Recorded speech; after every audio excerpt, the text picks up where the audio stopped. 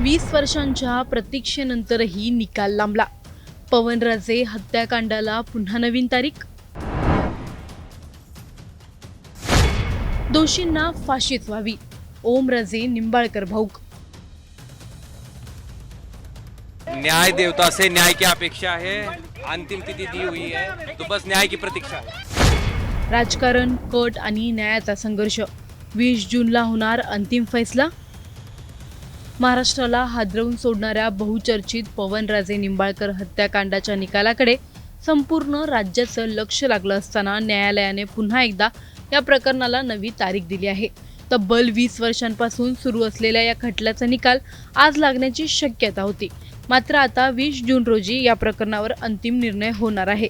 याच पार्श्वभूमीवर धाराशिवचे खासदार ओमराजे निंबाळकर यांनी भावनिक प्रतिक्रिया देत न्यायव्यवस्थेवर विश्वास व्यक्त केला असून दोषींना कठोर शिक्षा व्हावी अशी मागणी केली आहे. पाहूया या बहुचर्चित प्रकरणाचा संपूर्ण आढावा. व्हिडिओ शेवटपर्यंत नक्की पहा आणि टाइम्स नाऊ मराठीच्या यूट्यूब, इंस्टाग्राम आणि फेसबुक पेजला फॉलो करायला विसरू नका. न्याय देवता से न्याय की अपेक्षा है। अंतिम तिथि दी हुई है तो बस न्याय की प्रतीक्षा है। सन 2006 मध्ये मुंबईतील कळंबोलीजवळ झालेल्या दुहेरी हत्याकांडाने महाराष्ट्राच्या राजकीय वर्तुळात खळबळ उडवून दिली होती. धाराशिवचे माजी नेते पवनराजे निंबाळकर आणि त्यांचे चालक समत काझी यांची गोळ्या झाडून हत्या करण्यात आली होती. या घटनेनंतर राज्यभरात संतापाची लाट उसळली. या प्रकरणात तत्कालीन गृहमंत्री डॉक्टर पद्मसिंह पाटील यांच्यासह एकूण 9 जणांवर हत्या घडवून आणल्याचा आरोप करण्यात आला आहे. गेली 2 दशके हा खटला न्यायालयात सुरू असून आज या खटल्याचा निकाल लागण्याची अपेक्षा होती. मात्र न्यायालयाने सुनावणी पुढे ढकलत 20 जून ही नवी तारीख निश्चित केली आहे. निकालापूर्वी धाराशिवचे खासदार आणि पवनराजे निंबाळकर यांचे पुत्र ओमराजे निंबाळकर यांनी माध्यमांशी संवाद साधताना भावना व्यक्त केल्या. आयुष्यात ज्यासाठी संघर्ष केला त्या संघर्षाचा शेवट न्यायाने व्हावा हीच अपेक्षा. भारतीय न्यायव्यवस्थेवर माझा पूर्ण विश्वास आहे. गेल्या 20 वर्षांपासून आम्ही न्यायासाठी लढत आहोत असे ते म्हणाले. ओमराजे निंबाळकर यांनी सांगितलं की राजेसाहेबांच्या हत्येमुळेच मी राजकारणात आलो. केवळ राजकीय विरोधक नको म्हणून सुनियोजित कट रचून ही हत्या करण्यात आली. मला न्याय देवतेवर विश्वास आहे.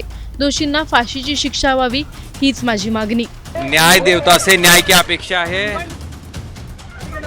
अंतिम तिथि दी हुई है तो बस न्याय की प्रतीक्षा है। या संदर्भात ओमराजे निंबाळकर यांनी सोशल मीडियावरही भावनिक पोस्ट केली आहे.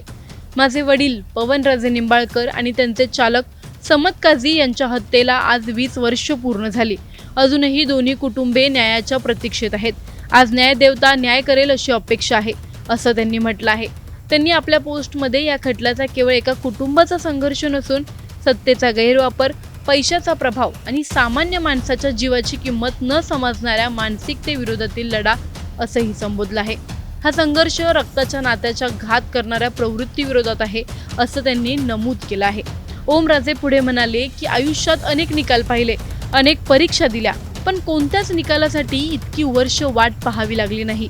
आजही आमचं कुटुंब आणि समत काझी यांचं कुटुंब न्यायाच्या आशेने वाट पाहत आहे. आता न्यायाला झालेल्या विलंबावर बोलण्यापेक्षा दोषींना कठोर शिक्षा व्हावी एवढीच प्रार्थना आहे. दरम्यान या प्रकरणाकडे संपूर्ण महाराष्ट्राचं लक्ष लागलं आहे. कारण हे प्रकरण केवळ एका हत्येचं नसून त्यात राजकीय प्रभाव, सत्तेचा वापर आणि न्याय मिळवण्यासाठीचा प्रदीर्घ संघर्ष अशा अनेक पैलूंनी भरलेला आहे. त्यामुळे 20 जून रोजी होणारा निकाल ऐतिहासिक ठरण्याची शक्यता व्यक्त केली जात आहे. 20 वर्ष एक कुटुंब न्यायाच्या प्रतीक्षेत, 20 वर्ष आरोपी, साक्षीदार, सुनावण्या आणि तारखांचा प्रवास आणि 20 वर्ष न्याय मिळेल या आशेवर टिकून असलेला संघर्ष. पण आता प्रश्न असा आहे की जर एका बहुचर्चित प्रकरणाला न्याय मिळण्यासाठी तब्बल 20 वर्ष लागतात तर सामान्य माणसाच्या न्यायाची लढाई किती कठीण असेल. आज मराठी मध्यमवर्गीय कुटुंबातील एखाद्या व्यक्तीवर अन्याय झाला तर त्याच्याकडे इतकी वर्ष न्यायासाठी लढण्याची ताकद, वेळ आणि आर्थिक क्षमता आहे का? आणि सर्वात शेवटी उशिरा मिळालेला न्याय हा न्याय नाही, अन्यायच असतो. आणि जर का हा अन्याय एका खासदारावर होत असेल तर सामान्य नागरिकांनी अपेक्षा ठेवायची तरी कशी?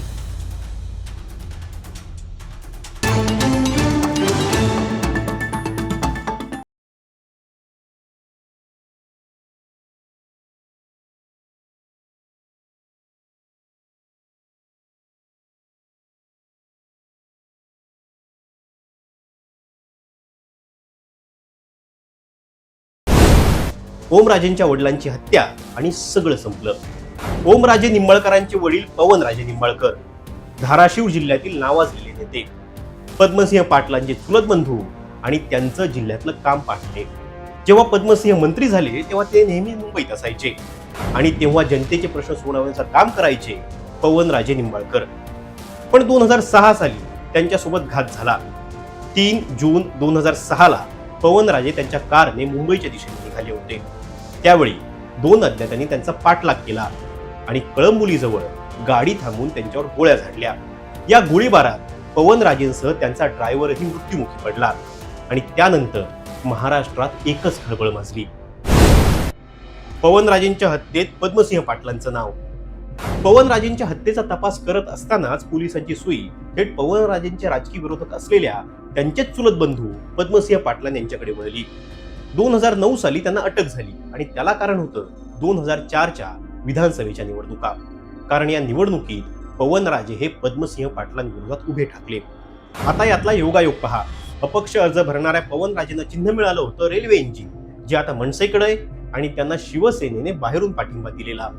पवनराजेंची मतदारसंघातील पकड मजबूत होती आणि त्यामुळेच नेहमी अजय असलेल्या पद्मसिंह पाटलांच्या साम्राज्याला सुरुंग लागण्याची शक्यता निर्माण झाली आणि तिथूनच सगळा गेम फिरला। पेपरातल्या एका फेक बातमीनं सगळा गेम फिरवला। या निवडणुकीत पद्मसिंह पाटील पराभूत होतील असं बोललं जाऊ लागलं। पवनराजेंच्या बाजूने हवा फिरू लागली। पण त्याच वेळी मतदानाच्या आधी सगळ्यांच्या घरात एक दैनिकाचा अंक येऊन पडला। अंकाच्या पहिल्याच पानावर ठळक अक्षरात लिहिलेलं होतं, पवनराजेंचा पद्मसिंह पाटलांना जाहीर पाठिंबा। आणि या बातमीनं खळबळ माजवली आणि मतदारांची मतं फिरतील असं वाटू लागलं।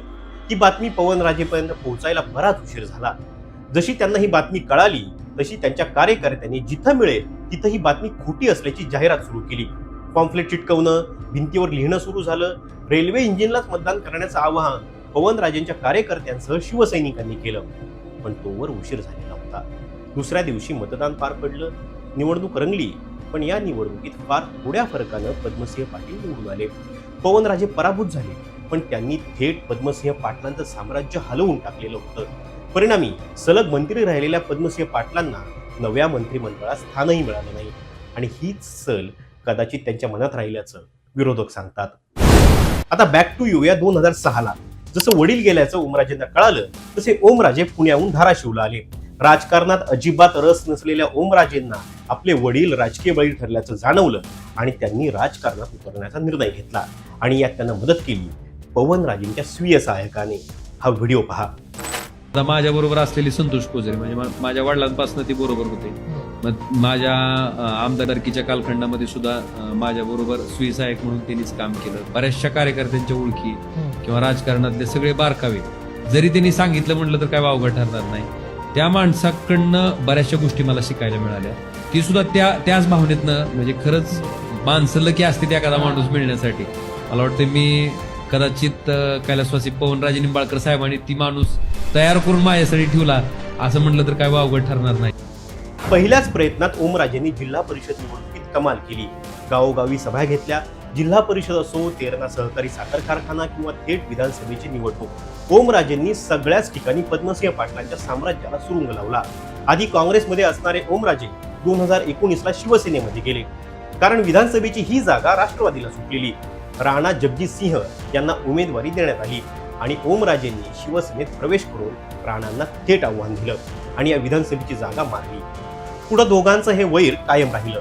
2014च्या विधानसभा निवडणुकीत राणा जगजितसिंहांनी ओमराजेंचा पराभव केला, तर 2019च्या लोकसभा निवडणुकीत ओमराजेंनी पराभवाचा बदला घेत राणा जगजितसिंह यांना धूळ चारली आणि थेट लोकसभेत खासदार म्हणून पाऊल ठेवलं।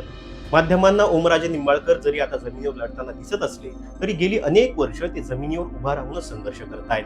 कोरोनात असो वा इतर गोष्टीत, अधिकाऱ्यांना धारेवर धरणं असो वा थेट पाण्यात उतरणं, ते मागे पुढे पाहत नाहीत, कारण त्यांनी या राजकारणापायी जे गमावलंय त्याला बाप म्हणतात आणि तोच बाप या मतदारसंघात असताना दिसतोय।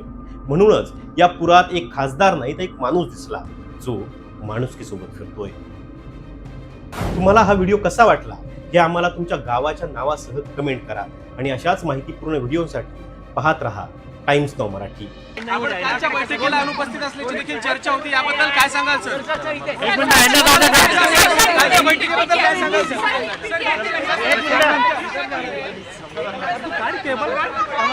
अरे तिकडून काढ ना यार.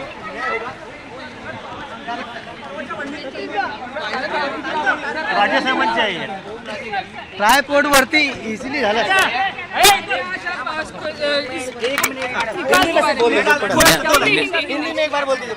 न्याय देवता से न्याय की अपेक्षा है. अंतिम तिथि दी हुई है, तो बस न्याय की प्रतीक्षा है.